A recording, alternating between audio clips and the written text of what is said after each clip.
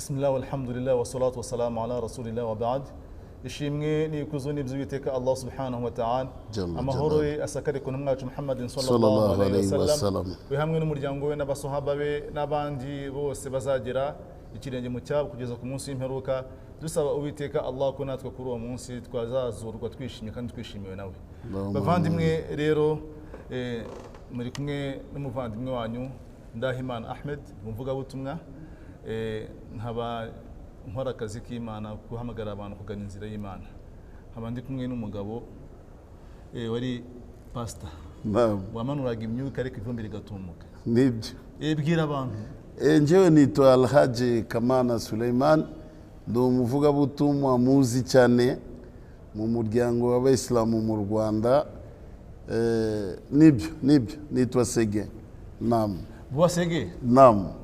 Rero hano dufite insanganyamatsiko yacu uyu munsi ni umugabo usigaye ujya ku mbuga nkoranyambaga akavuga ko ari umushehe udasanzwe cyane mu Rwanda, uhambaye cyane. Mu Rwanda nta mushehe udasanzwe uhari. Nawe shehe. Ikindi Abayisilamu turi ku rwego rumwe. Nta mutagatifu tugira mu dini yacu. Wapi? Nta place d'honneur imyanya y'icyubahiro mu musigiti tugira. Waje kare mufata umwanya. Rero kubwira abantu kubwira izo ntama wagiyemo ngo njyewe ntabwo nari nsanzwe, ahubwo ntabwo usanzwe n'ubundi baba kubonye ko yinjije. Rero uwo mugabo yitwa ngo ni Yusuf, akaba avuga ko ari sheikh. Turi buganire nawe tugire ku ma topic byagiye avuga byinshi cyane, ariko mu ncamake avuga ko yabaye umuyisilamu, yari umusilamu ngo azamurwa urwego. Twebwe muri Islam icyo kintu cyantangaje. Wowe wari ex-pastor kera, birazwi ufite diplome yawe irahari wanayerekana babishatse, urumva kugeza uyu munsi alhamdulillah wabonye agakiza mu Islam. Kabisa. Islam warakunyonyora. Bajya gupandisha imyuka nduri kavuga. Bakakumanura ugatsuza bigeza bavuga ati bana alhamdulillah ndafashijwe mbaye mu Islam.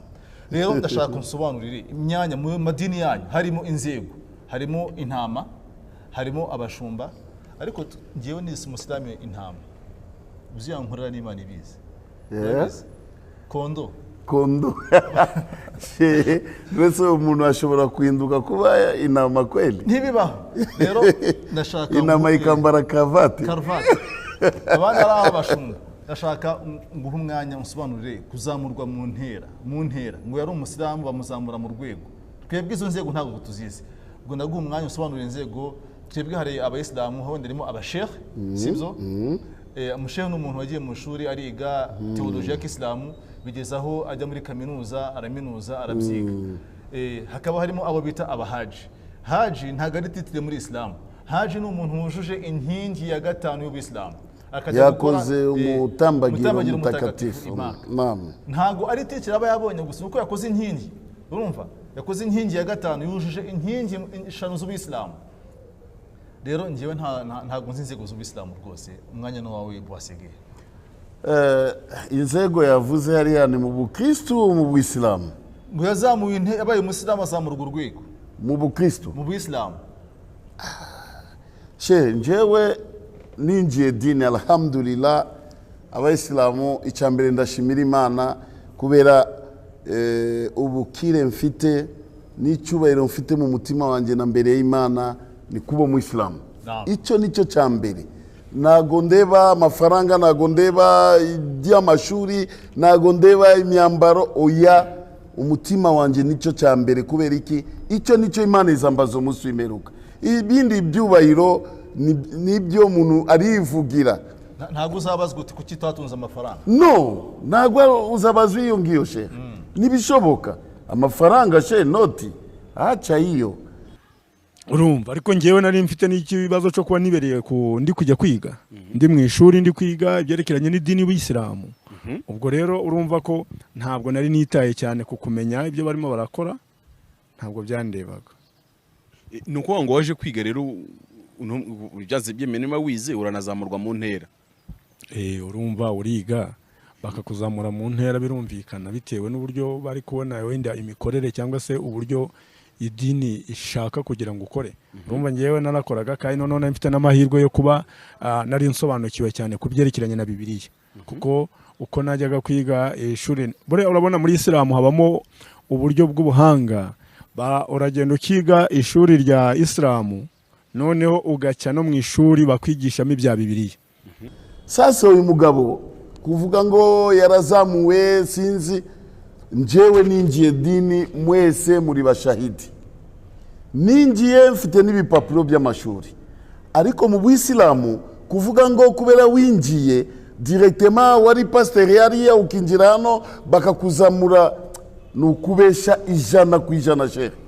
Mu Bisilamu niba urashaka kuba sheikh no kwiga mu mashuri urajya mu ishuri wige uhera muri préparatoire voilà urangije primaire hari bagutegura ujya muri secondaire imyaka 6 warangiza ukatujya kwiga muri kaminuza kwinjiramo kaguha umwaka umwe gutegura ukabona kwiga imyaka 4 cyangwa 5 wiga kaminuza ukaba uri sheikh uhujuje ibyangombwa mu niveau ya mbere. Rero ibi ngibi ari kuvuga sheikh ibyo ngibyo twebwe nago tuzi mu Bisilamu bakuzamura urwego yaheje.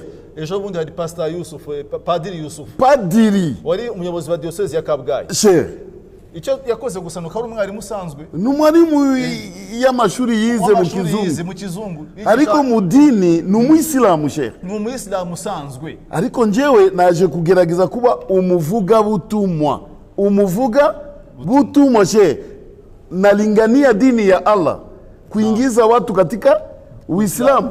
Iyo niyo icyubahiro mfite ariko nzego ibyo nibiramureba sheikh. Nitwa Haji narakoze nanje umutambagiro mutakatifu. Niba nago nakoze sheikh nago ndi Haji, niba nago nize nago ndi sheikh, ariko iyo nzego baramuzamuye byatewe niki genda ukabyuka ugasari ibana kabisa ibyifuzo ufite ukabyereka Imana. Urumva habonekagamo no gusabira umuryango aba bavandimwe batari basobanukirwa Mana wamfashije bagasobanukirwa. Ubwo urumva rero nategereje ko nabona igisubizo nacyo ariko sinakibonye cyo kubona ko bahinduka. Ahubwo urumva wenda uyu munsi birangiye nanjye ayaba ari yasubijwe simbizi niba baransengeye rero. Ntabwo yavuye mu Busilamu ahubwo Ubusilamu bwamuvuyemo ntabwo wabwinji kuko iyo uza kubwinjira ntabwo wari gutinyuka gukora icyo kintu rwose. Yusuf kuvuga ngo wavuye mu Busilamu bwakuvuyemo ntabwo wabuvuyemo. Uislamu inamutoka kwe na mukata kuvuga ngo inzego bakuzaye mu rwego rwose arabwira intama twebwe si wote turabashumba kullukum ra'i niki ntumwe Imana ivuga mwese muri abashumba muri twebwe nta mirimo. She ari intama cyangwa ihene warayibonye yambaye ikanzu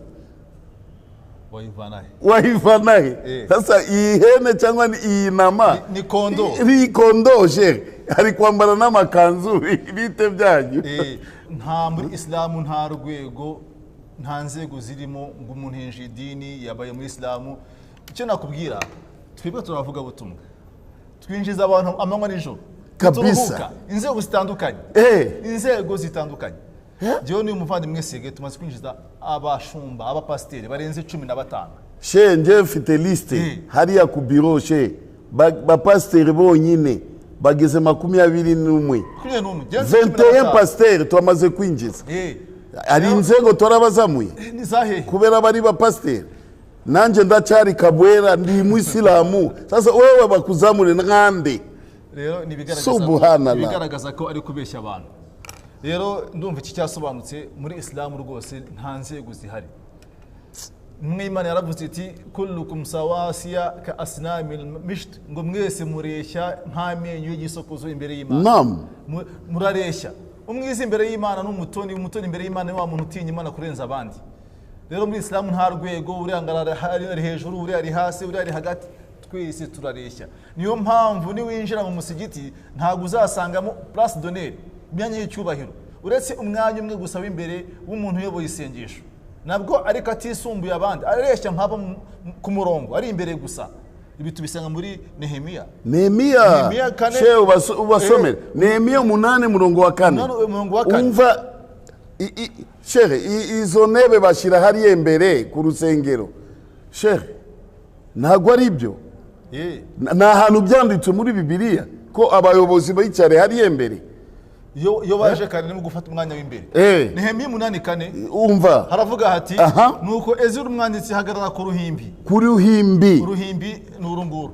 Ndumva haje yarwerekana ariko mimbar. Mimbar. Niho akenshi agiye kuyobora isengesho aha ahagarara ku ruhimbi rw'ibiti. yes Rwabajijwe muri uwo murimo. Aha. Iruhande rwe mu kuboko kw'iburyo hahagarara Matitiya. urumva imamu amaze kuhagarara imbere Yego. arabayisilamu bari inyuma ya imamu Yego. mu buryo n'ubumoso umva uko bagaze Hagara Shema Anaya Uriya Hilukiya Maseya ibumoso hagarara Pedaya Mishayeli Malikiya na Hashim Hashibadaya Zakari Meshulamu safa iyo ni abayisilamu shehe yego nuko Ezira arambura igitabo imbere yabo agiye kuyobora isengesho azakirambuye bose barahaguruka wizera shima Uwiteka Imana nkuru Allahu Akbar nuko twebwe abayisilamu tusa abantu bose barikiriza bati amen amen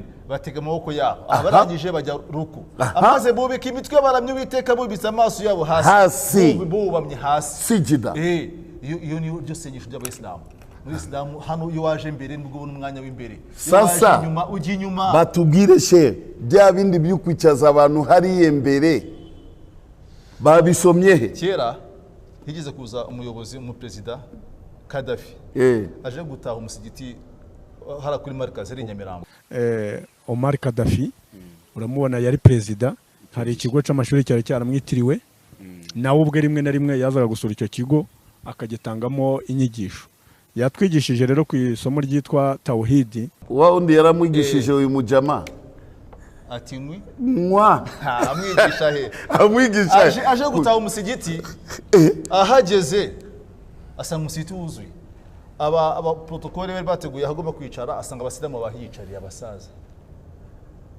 baje bati mwanya uri ati yatinze twicaye twebwe umuntu wicara imbere n'uwahageze imbere perezida arinjira ikintu yakoze bwiye abantu ati samahani nsogere kidogo President Kadafi arasaba naye abona akanya y'ugukubitara kayimana noneho rero wewe uvuye he bakuzamure asasti muzamure birashoboka yujaba reka abesilamu reka mbabwire niba toratinze kumusubiza ntabwo ari kuvuga ngo twabuze byo kumusubiza abayisilamu twashakaga uyu mugabo agaragaza ibyo byose afite ubu ngubu turamufite ku maboko reka tugiye kumusubiza ukuri nawe aceceke asubire mu dini y'Imana kabisa niyo mpamvu twatinze twashakaga arangize ubu ngubu afite etape ebyiri natwe uyu munsi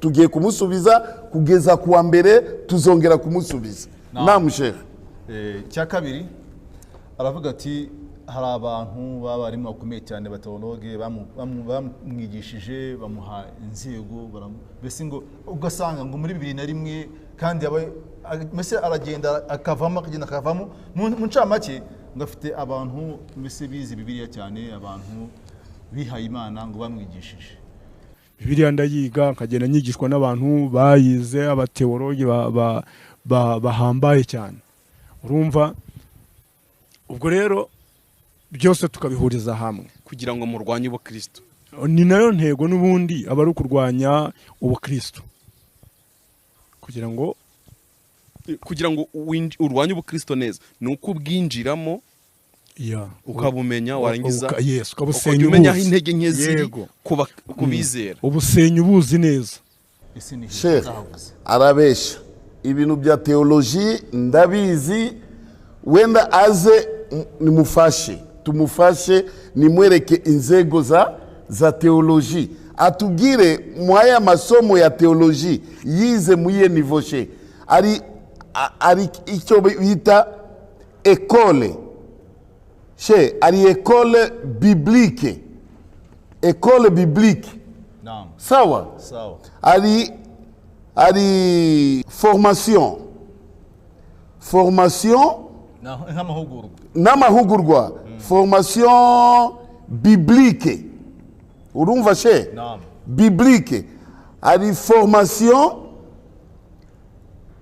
formation pastorale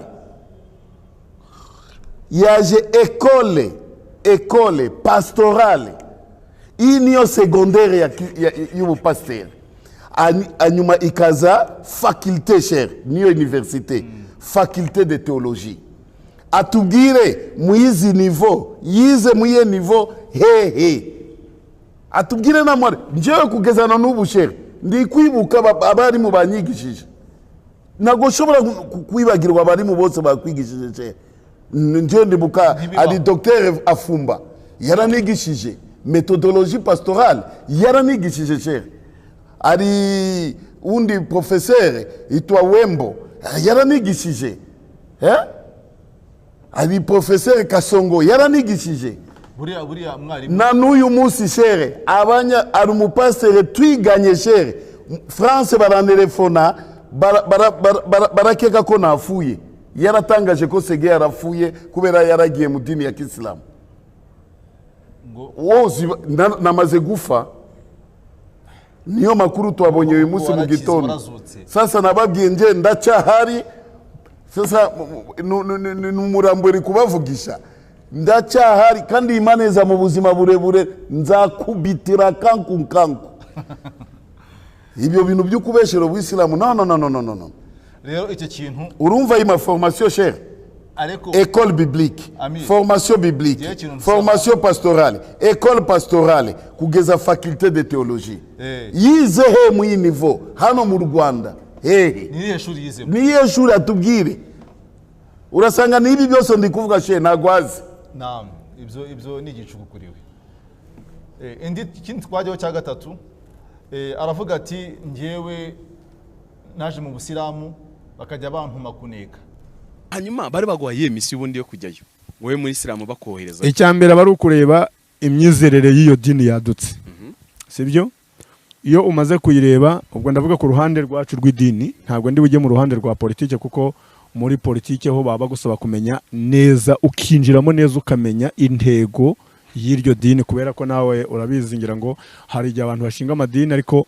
bafite ikindi kintu icyo rero cyagombaga nacyo kugenda kimenyekana bakantuma kujya ushaka amakuru mu yandi matorero ati ndetse na leta twe tubiziranyeho ariko twebwe abasilamu ko tutagira ibintu by'ubwiru turajya kuneka icy'abakristo iki tubanekaho ngo bigende gute ngo hakorwe iki dukora iki nicyo umuntu yakwibaza twebwe dufite abantu binjira idini amanywa nijoro hano muri buri dusare gatanu ku munsi abantu barinjira amanywa nijoro icya kabiri abavandimwe abakristo turabana turaturanye mu miryango yacu barimo turabaneka hiki tutume umuntu twabuze iki niki tutazi by'ubukristo wowe ufite abavandimwe mu bana b'abakristo mu rugo iwawe arahari mu bana nanjye nuko barahari shere ufite abantu inshuti abaturanyi mu muryango abakristo babamo twajya gutuma umuntu dushaka iki mu bukristo dushaka kumenya shere reka tutange urugero gifatika azi bukristo kurusha padiri koko uyu mugabo azi bukristo kurusha padiri turamufite ari iwacu ari ikintu ashobora kumenya padiri atazi shehe kubera ko Yusufu ni intama padiri n'umushumba voilà Reverend pasteur ni iki yakurusha kumenya mu Kristo tufite ba pasteur 21 pasteur batazi ibintu by'ubukristo tufata uyu nguyu tumuhe bumaneko ewa n'umushonji ikindi niba arashaka akazi bamuhe akazi twakwibaza tuvuze duti Islamu n'abakristo hari mu ntambara hari abasirikare b'abasilamu hari abasirikare b'abakristo ariko nizere ko bitazagera aho ngaho turabana neza mu Rwanda nico gihugu turazunguruka Uganda turagiye Kenya Tanzania urabizi Burundi Kongo mu Rwanda nico gihugu abayisilamu babana neza n'abantu batara abayisilamu nuko abakristo nabo babana neza n'abayisilamu tunaoweana tunazaa turaturanye wapi problem Amir twamutuma kujya kuneka turi mu ntambara turi mu ntambara hari habaye ikihe kibazo abakristo Ese baradututse baradututse. ntago badutuka turabanekera iki? Twebwe ntago batwishisha, ntago tubishisha, nta kibazo dufitanye. biramureba ibyo ntago tuzi avuge n'umushehe yamuhaye iyo Imana misiyo. yavuga iti lakum dinukum waliya din. Sasa Ufite idini tunajuana yanyu, na leta, tunajuana na leta, avuge uwo muntu wa leta barakoperaga. Rero ikintu twamubaza niba koko ari umunyakuri, ntabwo tugira ubwiru, azavuge abasilamu bantumye ni kana. Voilà, nicyo tushaka. Icyo dushaka uzabivuge ati ni kana. Abavuge Ndumva icyo twagishyira ku ruhande inshallah. iyo bivane ibyo ngibyo shehe. Aho urabyumva, muratumwe kujya kuneka amadini mashya yavutse. Bwabyo ni ikibazo. Amadini avuka gute se? Idini riravuka wowe? Ko idini ritavuka ni rimwe idini. Kurica intege kubera iki? Ahubwo diyomuye ku busilamu se ahubwo zibuze. Ni idini rishya ryavutse ryavuye ku bakristo bagenzi babo. Twe tukaba turihora iki? Dupfa iki nacyo naryo. Rero iki kintu rero nibigaragaza ibinyoma bikomeye cyane. Nta naho bihuriye. Namwe iyo wakoze igikorwa kikagenda neza urumva nyine wakoze jihad, ni intambara ntagatifu warwanye, kabone nubwo atari yamenya amaraso, ariko ni intambara ntagatifu. Ntagatifu hari imena amaraso n'itayamena. Ubwo izo warwanaga n'izitamena amaraso. Izitamena amaraso ntabwo, kandi nta nubwo byari byemewe ko hano iwacu tujya muri izo ntambara zimena amaraso. Twagombaga kurwana jihad z'amagambo. She mu by'ukuri uyu mugabo nukurikira amagambo ari kuvuga, abantu bakurikire neza, ni umuntu arashaka kugonganisha abayisilamu n'abakristo. Icyo ni cyambere.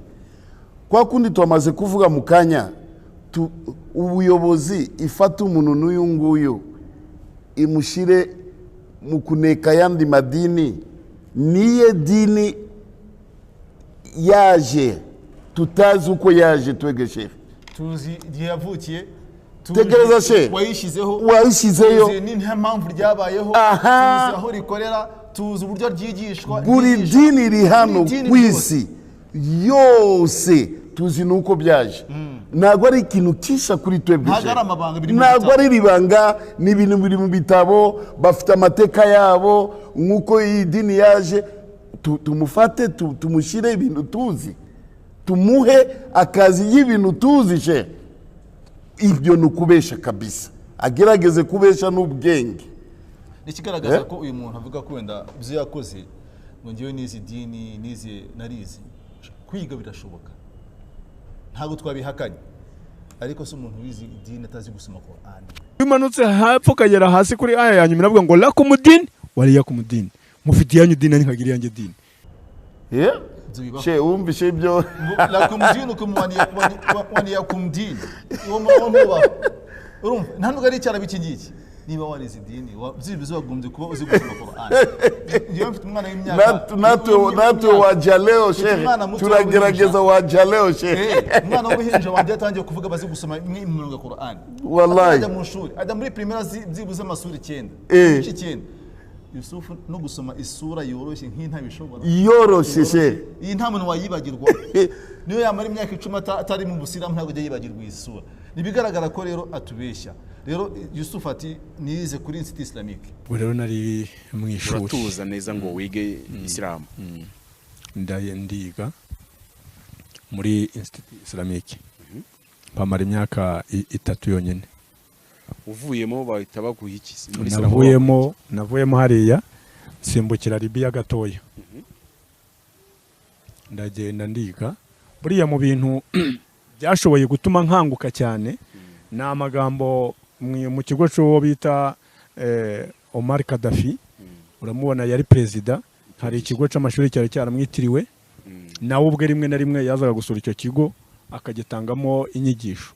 Yatwigishije rero ku isomo ryitwa Tawhidi. Yusufu ati nize kuri Institut Islamique imyaka 3. Maze kwiga njya kwiga muri Libya. Ndashaka iyo fenomene ntabwo ndi kuyumva ngaha. Institut kugira ngo baguhe bourse ugomba kuba wizeye imyaka 7 byibuze. Uje hanze kwiga kaminuza kabisa.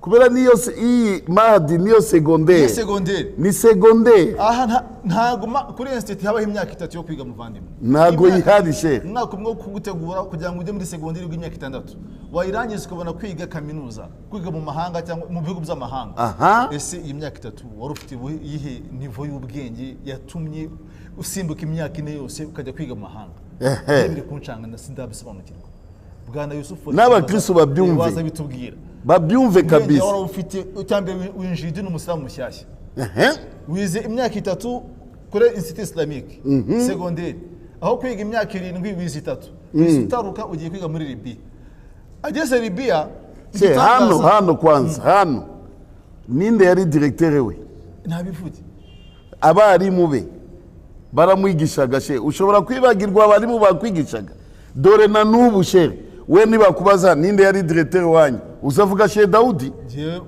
ese uzamwibagirwa na mbere ya Daudi uzabavuga bashe Gatera bahano ejo bundi bashe Musa Sindayigaya bose bari kwigisha hariya bashe Jamilu ninde ashobora kubibagirwa atubwira abarimu baramwigishaga tubumve ngo yagiye kwiga muri Libya haya tugende muri Libya sasa hariya niyo katiusha yiga kaminuza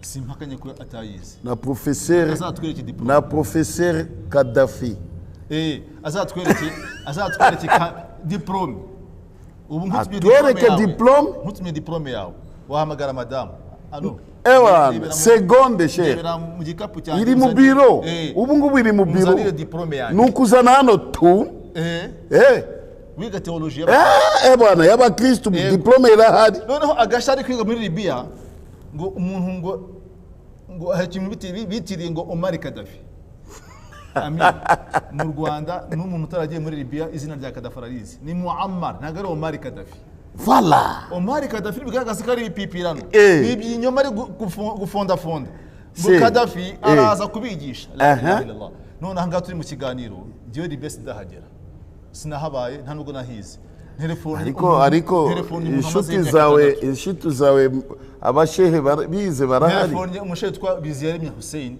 none ngaho tumaze kuvugana kuri telefone ndamubaza imyaka yose wamaze imyaka hafi 6 wabonye Gaddafi yaje mu shuri ryanyu kwigisha isomo ya tauhid ibyo ntibishoboka na ministre ntiyapfa kubakandagira hariya umubara we president bamufata birahambaye ngo Gaddafi ngaraza atanga ikiganiro kwigisha tauhid rwose koko Yusufu we president w'igihugu afata umwanya kuza kwigisha dina tizi yarabuze akazi none se abakozi abahembera iki abahembera iki abakozi b'igihugu akafata biraka by'abandi akaza kuja kwigisha abanyafrika iriya university ni abanyafrika urumva bigaga muri Libya iyo kaminuza abarimo yigisha mu nabene igihugu ariko kuvuga ngo Gaddafi president wa Republika dutange urugero ubu nyakubaha president wacu yajya kwigisha muri IERK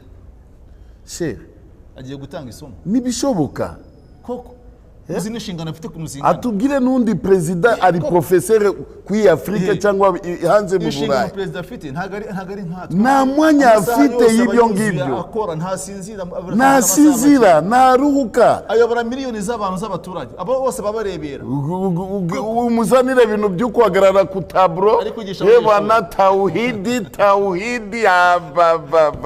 ngo yize muri Libya 2007 nibwo yarangijeyo niyo bwo yagiye kwiga muri Libya dufite bashe bararangije muri iyi myaka baramuzi baramuzi ariko ngenda saba uyu atubwire umushehe bararangizanye mwaka umwe Yusufu bura twebwe ngo ushaka ukuri niko abanyarwanda bajya bavuga ngo abantu bahabona mbese byari abantu bapangikanye Imana ku bantu byari imico kubangikanya Imana twebwe ntabwo tuyo tubikora abayisilamu ngo wanga amazimwe abantu bahabona niko bavuga abanyarwanda yego twebwe turamubwiye Yusufu niba koko warize muri Libya niba koko wari umushehe uhambaye niba koko wari igitangaza uzaze tuganire nawe basi shehe tufite biro nashaka n'akazi tumuhe azaza kuri kino gikoresho iyi kamera kuri deba duhamye Islamu no Kristo dini kuri niyi niba afite kibazo shehe n'akazi tuzamuha gusengwa niyi urumva ntabwo twebwe umuntu ashonje burya abasilamu turafashanya ibyo n'ubuhamya butangwa n'abatari abayisilamu. Turakundana, turafashanya, dufasha n'abatari abayisilamu. Sheikh, Yusufu zose tugufasha. njyewe ninjiye dini Sheikh. Naam. Nigaga dini bari kumemba, umuyisilamu ari kumemba umushahara. Umusilamu usanzwe. Umusilamu usanzwe Sheikh. Inzu akanishurira, imyenda bagaduha amakanzu. Barubangisa abangaba. Wowe none ahangaha ni wowe ukuriye abavuga butumwa bigisha Qur'an na Bibiliya mu Rwanda. Yego. Nta numwe turafatanya mu komite imwe.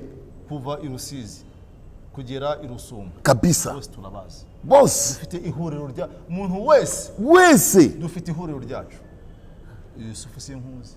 Nanjye simuzi. Urumva? Icya kabiri twazengurutse imisigiti yose. Mu Rwanda. Ntaho tutari twagera, nta kagari mu Rwanda katatuzi tutagezemo. Yusufu turaziranye. Niba unatuzi twarakoranye ivuga butumwa.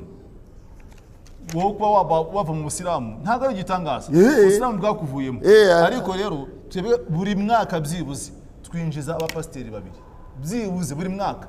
Areke kubeshera abayisilamu bisanzwe abakristo basanzwe ntabwo twabasha kubabara n'ukuri kw'Imana. Tumaze kwinjiza abantu tutabasha kubara.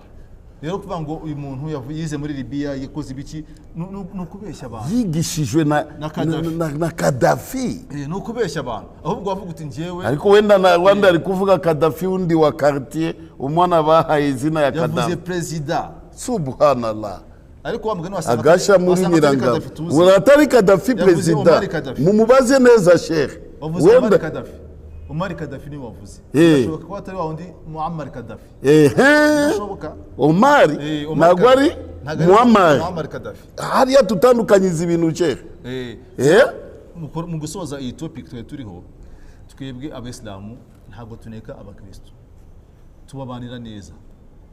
Imana yabitubwira muri Qur'an 71.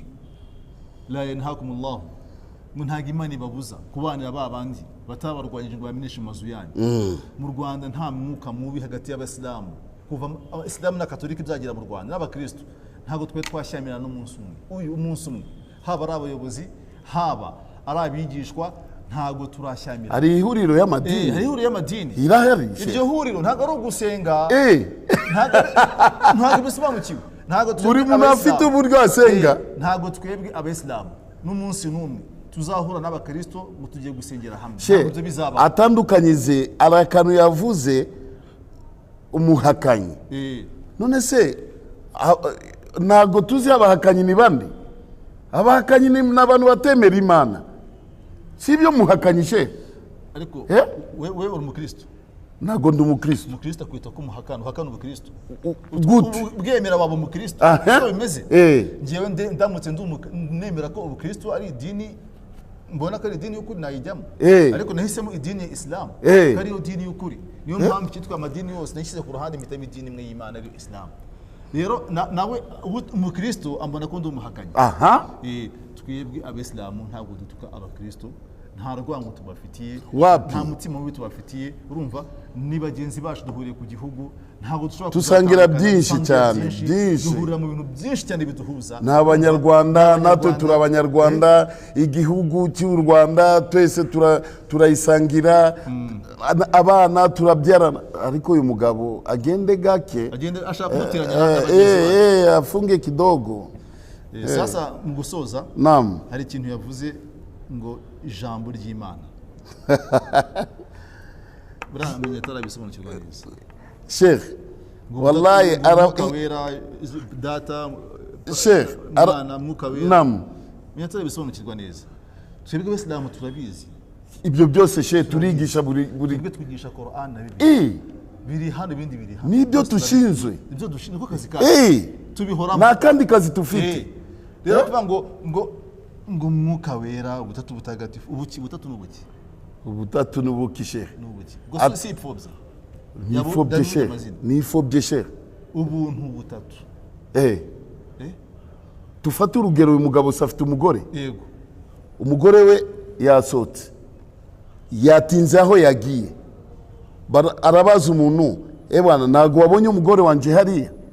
Uwo muntu akamubwira umugore wawe namubonye hariya bahagaze ubugore butatu. ubugore butatu. Sasa avuga ko ari gupfobya abagore b'abandi.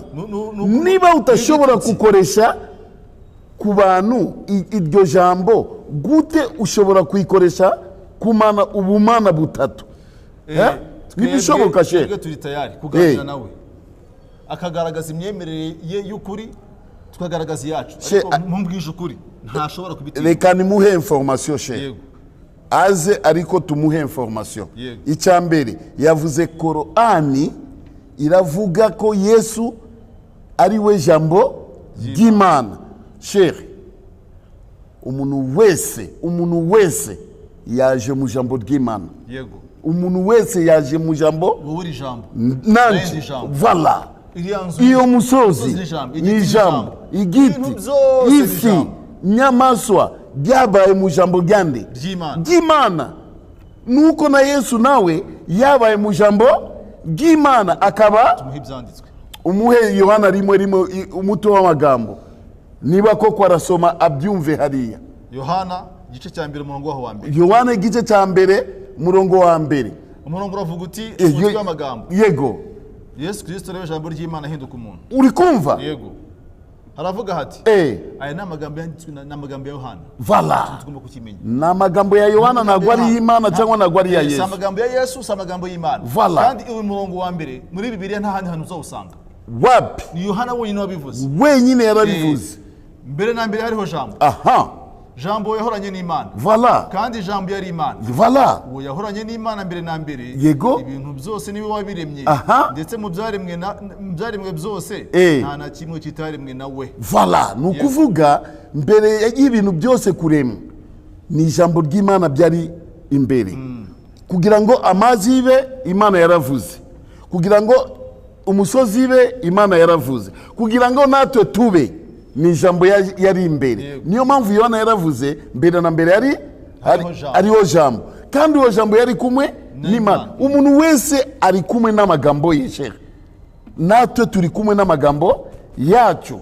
Igihe iracyari muri twebwe, iyo jambo ni twebwe. Voilà. Niyo mpamvu iyo jambo ry'Imana yari kumwe n'Imana, kandi ikaba Imana kubera iki? Iracyari mu Mana. Kandi iyo jambo niyo Mana Imana yarakoreshaga. Reba mu Zaburi. Niyo jambo Imana yarakoreshaga. Niyo mpamvu yari kumwe. Ni kikoresho Imana yarakoresheje mu kurema. Ni jambo rye. Zaburi 33. Ntago Imana izinga ikore. Imana ikore muganda ikafata ibyatsi. Nuko umubaji yafashe imimeze kayiba. Impossible. Imana avuga ati baho. Kun fayakun. Soma she. Zaburi 3:6. Okay. Ijambo ry'Uwiteka niryo ryari mu ijuru. Uri kumva she? Umwuka wo mu kanwa ke niwe waremye ingabo zo muri ryo zose. Ijambo ishoka n'umwuka. Ateranya amazi yo mu nyanja nk'ikirundo. N'ijambo rye. Ashingura imhenge no mu bubiko. Mu jambo rye. Isi yose yubaha Uwiteka. Mu jambo rye. Abari mu isi bose bamutinye. Mu jambo rye. Kuko yavuze bikaba. Basi yategetse bigakomera. Aya. Uri kumva Imana? Ndumva. Genda mu itangiriro rimwe. Ni ijambo ry'Imana. Itangiriro rimwe umuntu uravuga uti. Yego. Mbere na mbere si yarimwe mbere na mbere Imana yaremye isi n'ijuru. Isi yari itagira ishusho. Kabisa. Itafite forme. Ijina wari hejuru y'umuhengeri. Maze umwuka w'Imana agendaga hejuru y'amazi. Yego. Imana iravuga iti. Habeho umucyo. Umucyo. Mu jambo rye. Imana ibona umucyo kari mwiza. Voilà. Imana itandukanya umucyo n'umwijima. Yego. Imana yita umucyo amanywa, umwijima wita ijoro. Niyo mpamvu yafashe malayika Gabrieli yamuhaye ijambo rye akagenda kwivuga kwande kwa Maria. Yesu akaba. Muri Luka reka tuhasome. Luka umurongo waho wa mbere 26. Soma. Imana yabwiye umwari Maria ijambo ako kanya. Akasina. 26. Luka rimwe. Mu kwezi kwa gatandatu marayika Gaburiyeli atumwa n'Imana mu mudugudu w'i Galilaya witwa Nazareti ku mwari wari warasabwe n'umugabo witwa Yosefu wo mu nzu ya Dawidi. Izina ry'uwo mwari ni Mariya. Amusangaho yari aramubwira ati amahoro. Icyo ni salamu. Salamu alaykum. Ntabwo ari Yesu ashimwe. Yego. Komeza. Imana iri kumwe nawe. Ariko we ahagarika umutima cyane w'iryo jambo. Atekereza iyo ndamutse icyo ari cyo. Marayika aramubwira ati witinya Mariya. Kuko uhiriwe ku Mana. Ku Mana urumva uhiriwe ku Mana ku Mana. kandi dore uzasamira. Huyu ni malaika ari hagati ye n'Imana. Yarazanye message uzazanye ubutumwa kandi dore uzasama inda uzabyara umuhungu uzamwite Yesu.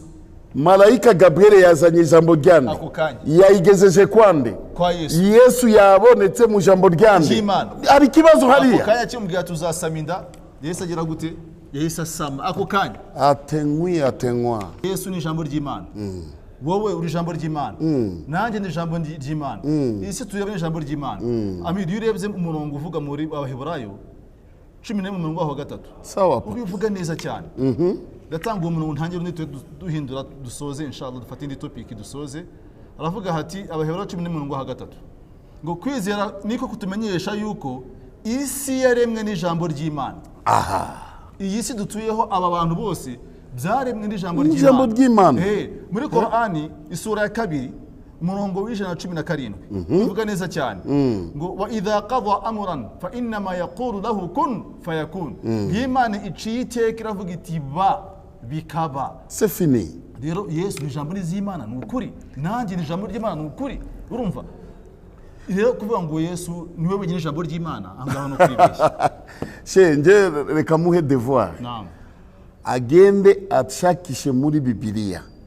Ahantu muri Bibiliya azasanga shehe banditse Mana Data, Mana Mwana, Mana Muka Wera. Atuzaniye murongo Mana Data, Mana Mwana, Mana Muka Wera. Shehe zasubira mu Bukristo. Mbese cyugamije nakwere ku butatu butakatifu no mu kinyamakuru ntiyabisangamo hanswe muri Bibiliya. Shehe na ahantu azayisanga no muri Jeune Afrique nagwa azayisanga ntago azabibona azayikuraye mu gufunga umurongo ushimisha cyane uri muri Yesaya 5:11 haravuga hati ngo niko ijambo ryanjye rizava mu kanwa kanjye rizamera ntirizagaruka ubusa ahubwo rizasohoza icyo nshaka. Voilà, rizashobora gukora icyo naritumye kabisa. Igiye gukora igikorwa Imana yagambiriye yatumye marayika Gabriel ati genda ubwire uriya mwari azasama inda. Iryo jambo akirivuga ako kanya c'est fini. Yesu asama niho ntandaro kumwita jambo. Yavuze akantu k'Umwuka Wera kugira ngo turangize tusigaje iminota mike cyane. Ariko Amir ikintu cy'Umwuka Wera ni ikintu gikomeye cyane. Abantu batari abasilamu bavuga bati abasilamu ntimugira Umwuka Wera. Jyambaza umukristo umwanya ihagije. Jyambaza umukristo ubutaha tuzabiganiraho. Jyambaza umuntu tudahuje mbwa Umwuka Wera ni iki? Umwuka Wera ni iki? Ngo wowe nta Mwuka Wera ufite niyo mpamvu byo nkubwira utabyumva. Umwuka Wera Umwuka Wera bonyine nago bazi Umwuka Wera niki. Ariko ndashaka ubutaha tuze tuganire Umwuka Wera mu masaha mu minota ihagije. Ariko reka tunyure kwa Yesu. Ese ni gute Yesu yarasobanuye Umwuka Wera? Ndumva nibyo udusomere muri Yohana 6:63 tumve uburyo Yesu niwe nzira y'ukuri n'ubugingo nkuko babivuga. Yarasobanuye Umwuka Wera gute? Naam. Ese yarasobanuye uko bo bavuga kubera n'umubazo mu Kristo bwana Umwuka Wera niki? We na Umwuka Wera ufite none se iyo niyo definition. Sobanura Umwuka Wera niki? Iyo nkubwije ukuri n'umuntu uvuga ngo Umwuka Wera cyangwa nta Mwuka Wera ufite ntago yagugisobanuro cyabyo. Ntago ari cyo kisobanuro. Umva bisobanuro bya Yesu sasa. Reka tubigishe. Naam. Umwuka muri Yohana 6:3 naam murongo agira uti umwuka ni utanga ubugingo. Umwuka ni utanga ubugingo. Umubiri ntacyo umaze. Umubiri ntacyo umaze. Amagambo mbabwiye uri kumva Yesu amagambo mbabwiye niyo mwuka kandi nibwo bugingo. Voilà. Ntago ari yukutitira. Hariya Yesu yavuze nutitirwa niyo mwuka. Kera waratitiraga. Naratitiraga Imana imbabarire. Ariko nimuze bikoreshaga cyangwa nibo byagufasha. Iyo ni ibintu bya kufonda. Zari théâtre. Iyo ni théâtre se. Muri Yohana 4:3 hari. Naam. Aravuga hati ngo Imana ni umwuka. None Yesu atkuvuga ngo umwuka mu ncamake ni muri Yohana 4:24. Ngo Imana ni iki? Niyo mwuka kandi niyo itanga ubugingo. Itanga ubugingo. Voilà. rero muvandimwe umwuka wera mu gisobanuro cy'abatari abasilamu ni ikintu kidahari, ni ikintu utabwira umukristo ati mbwira umwuka wera azakikubwira, ntabwo bazi no kwisobanura, ntabwo bazi no kwisobanura. Twebwe umwuka wera tuwita ruhul qudus, voilà, ni marayika w'Imana ariwe Jibril Jibril. salam. Ubimenye gutyo rero Yusufu rero mu gusoza ikiganiro cyacu dushoje tukubwira duti kuba wava mu busilamu ntabwo wabuvuyemo bwakuvuyemo, icyo ni ikintu ugomba kumenya. Ikindi twebwe amarembo aragufunguriye kuba twakorana deba nawe tukaganira nawe ikiganiro mpaka, uzaze cyangwa udutumire, turi tayari aho uzashaka hose, haba mu musigiti, haba mu rusengero iwanyu, haba ahantu twateguye mu biturage, turi tayari kuba twaza tukaganira nawe, tukagaragaza twebwe nawe ninde uri kukuri. Urumva rero idini Islamu ntabwo yamamazwa n'ibinyoma, ntabwo twebwe twamamaza idini Islamu tubeshya abantu, la, ntibishoboka. Imana iti wa qulil haqqu min rabbika, babwira ukuri kuvuye ku Mana yawe, faman sha'a falyu'min, ushaka azemere, wa man sha'a falyakfur, ushaka azahakane. Mu dini Islamu niho honyine utasanga ubwiru, utasanga amayobera, utasanga ibintu by'amasekre by'amabanga abantu bahishahisha. Uzatelefona muvandimwe Rubangisa Suleiman azaguha gahunda y'uburyo twahura tuganire mu kiganiro mpaka, kandi uzamenya byinshi utari usanzwe uzi. Haba nasoza rero nshimira muvandimwe Alhaji Kamana Suleiman Sega ex pastor nam nshimira n'abaduteze amatwi bose badukurikiye. Turasaba Uwiteka Allah subhanahu wa ta'ala ko aya magambo yagirira benshi akamaro. Subhanakallahumma bihamdik ashhadu an la ilaha illa anta astaghfiruka wa atubu ilaik. Wassalamu alaykum wa rahmatullahi wa barakatuh. Wa alaykum salam wa rahmatullahi wa barakatuh.